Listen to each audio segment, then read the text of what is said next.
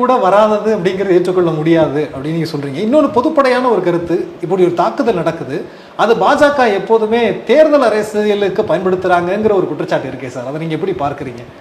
ஒரு முறை பயன்படுத்தினா அது வெற்றி பெறலாம்.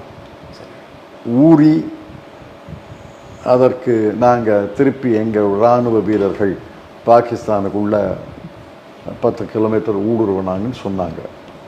புல்வாமா, பாலக்கோட்டில் விமான தாக்குதல் நடத்தணும்னு சொல்லுவாங்க. ஒரு முறை 2 முறை செய்தால் அதை ஒருவேளை மக்கள் ஏற்றுக்கொள்ளலாம். ஒவ்வொரு முறையும் அதை தேர்தலுக்கு பயன்படுத்தினா அதை எப்படி ஏற்றுக்குவாங்க?